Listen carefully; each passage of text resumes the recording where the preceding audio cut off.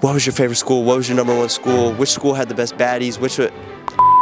Each one of those houses was easily $13 million. It was my 21st birthday last weekend. I must say that, I don't know, I just lose brain cells whenever I drink. But I look forward to a good time. I just want to help you guys out, honestly. And if this podcast is all over the place, and if I repeat myself, goddamn it, then you needed to hear it twice.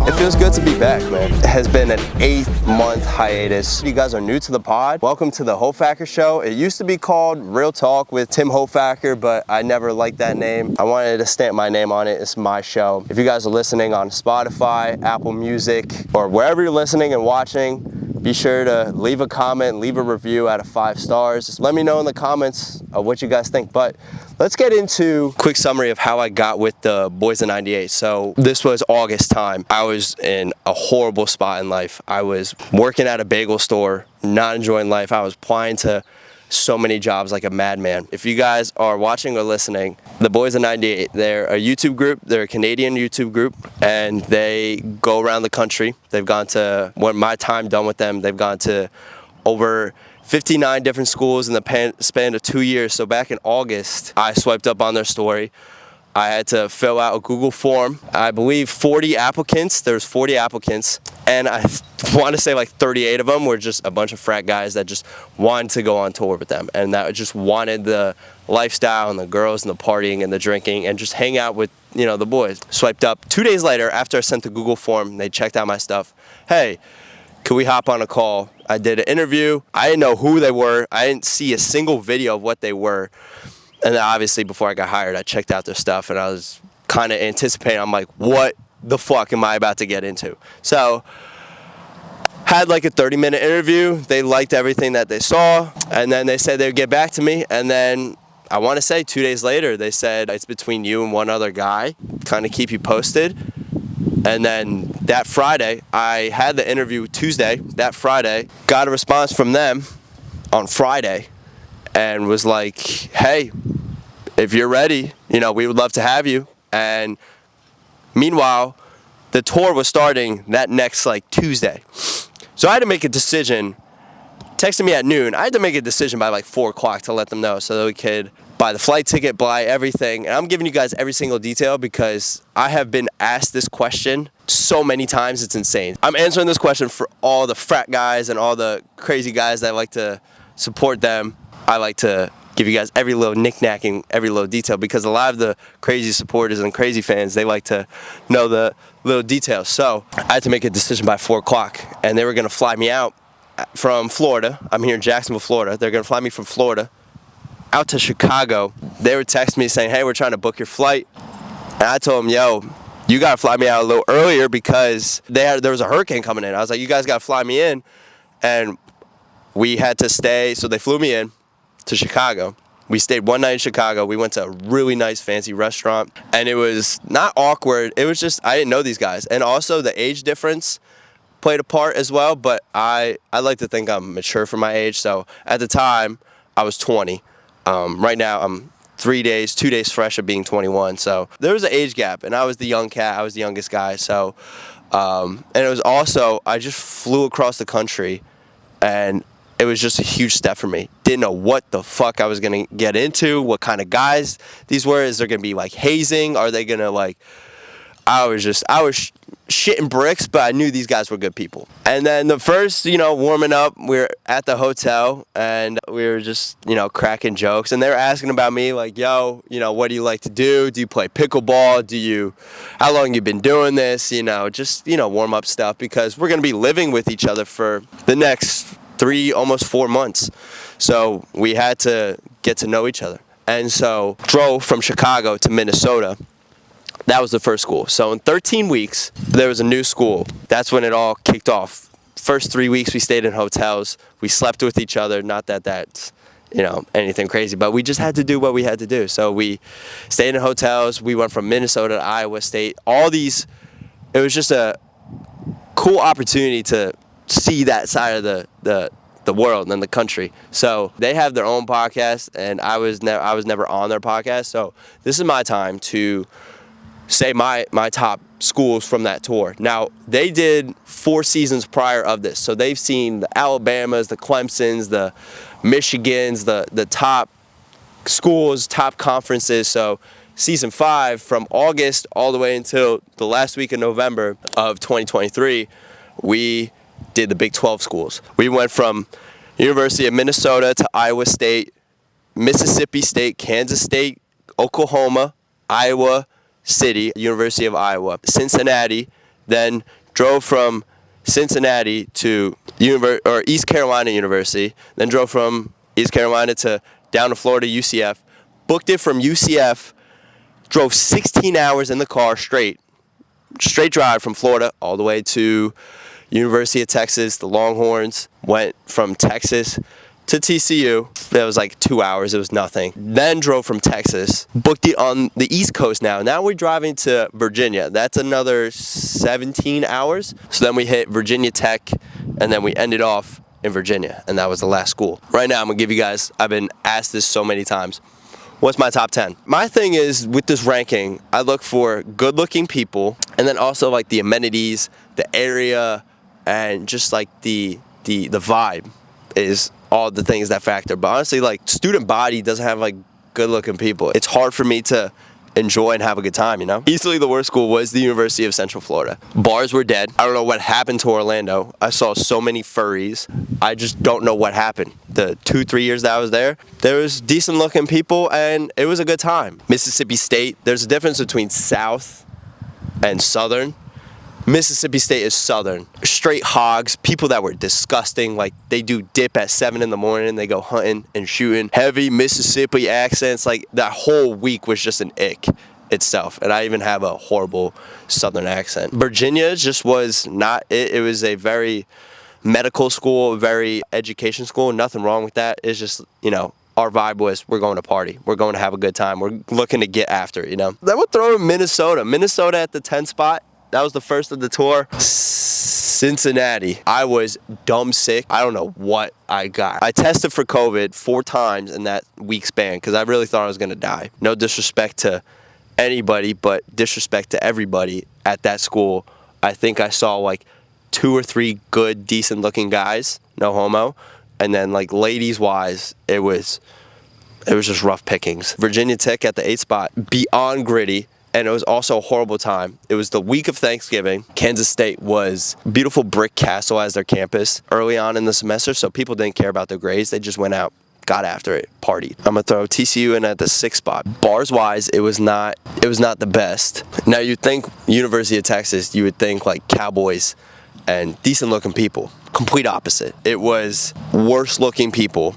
It was like you would think blonde smoke shows. Complete opposite. Student body was such a weird group of people, and I think Texas is going into the SEC next year, and they're just all stuck up. Like, they just think they're better than everybody. The people were just nasty. You know, Austin was not the best area. Like Fort Worth, Texas, and Austin, Texas. Really bad parts of Texas. Like, I've heard Dallas is nice, but parts where we went outside of the campus, there's nothing really good going on. Iowa State, I'm throwing in at the 4th spot.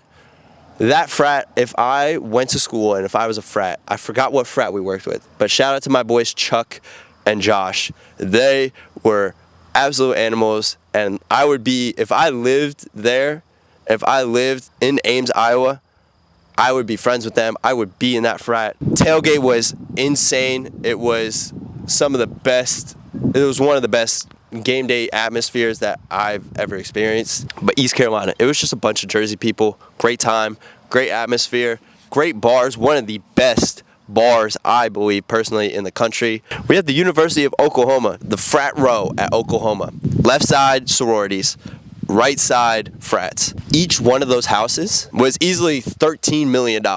We were driving on, it probably goes for like a half mile, and it's just a section, and frats, sororities. Each side, it looked like doctor's offices complex, and it would just say Phi Cap, Sigma Pi, like these big buildings. And I'm like, no way that the frat row was insane. And these frat houses were no joke, like state of the art, basketball court, volleyball court, pie, or what's the game that they play? The dice game.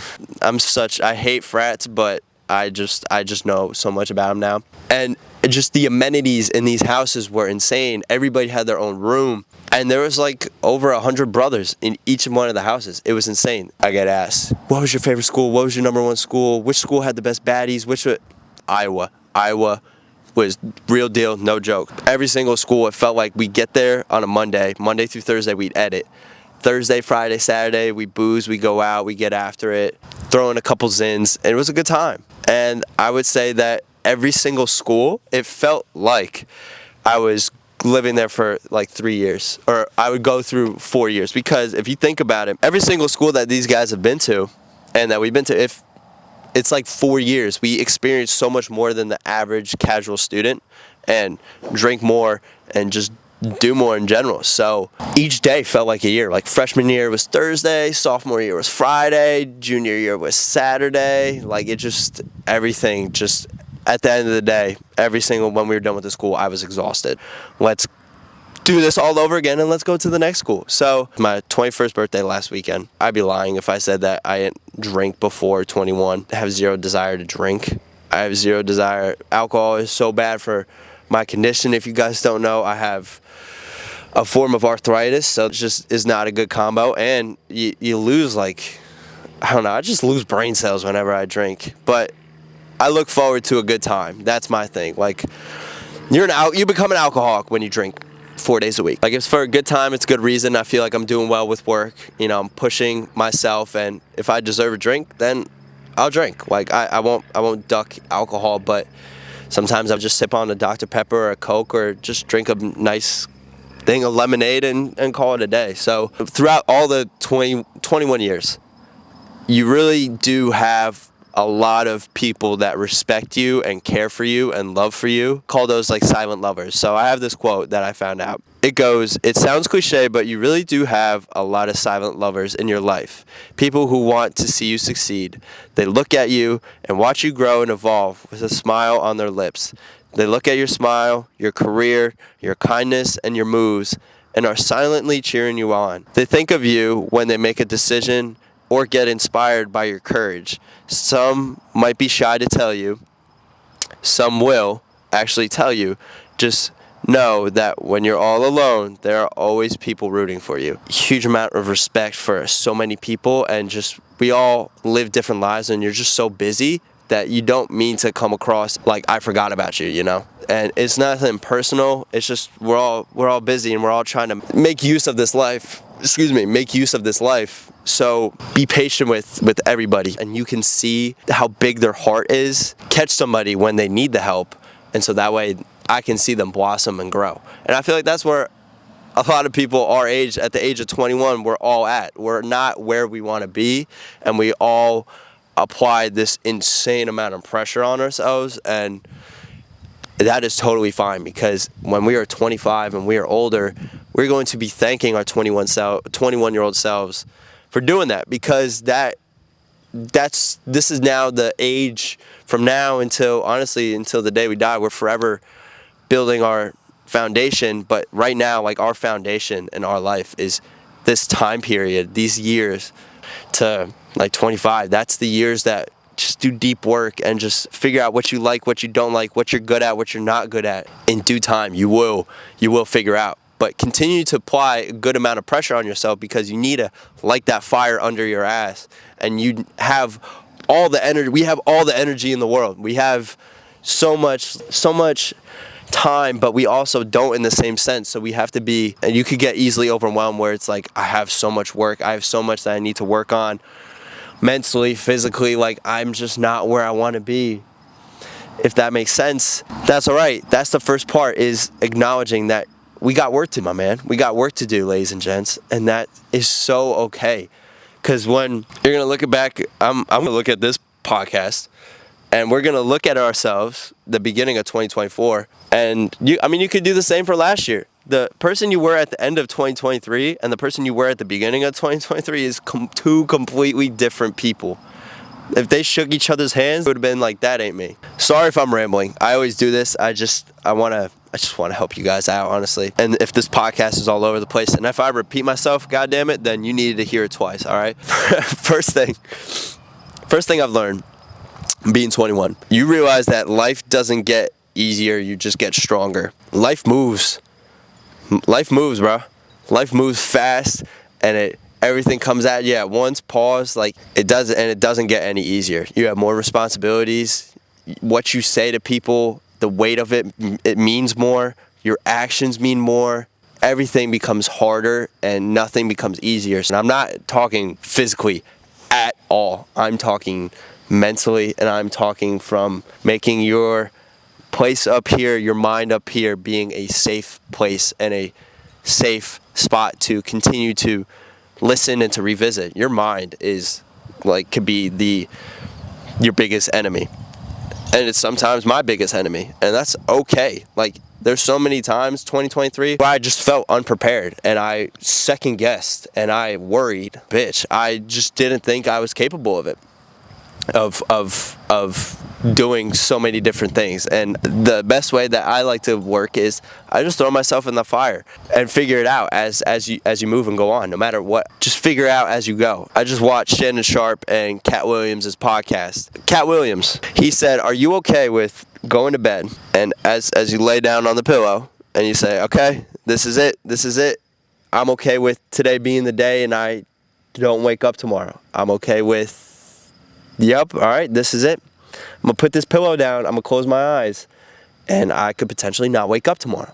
Am I okay with this? Do I feel fulfilled with my day, knowing that this could be the last day that I could be alive? And oh my God, it was great. I needed to hear that, and that kind of scared the shit out of me. If you start thinking that way, your life will change. Is waking up knowing that you're going to die. Like, everything that I'm about to do today is to be potentially my last. This piece of advice from a friend. He's a lawyer student, and he said, just say yes to everything with a certain extent. It's always great to say no, but anything you say yes to, you don't know what the outcome could be. Just say yes for yourself, because you don't know what good come out of it, and you could sit with that pit of regret. I'm going to look back at this and I'm going to think, this is so corny and this is such an ick. But I'm trying to portray this message that when you say yes to plans, when you apply for that job, whatever it is throughout the day that it means something to you, that could be your last. So knowing when to say yes at the right time, yes, that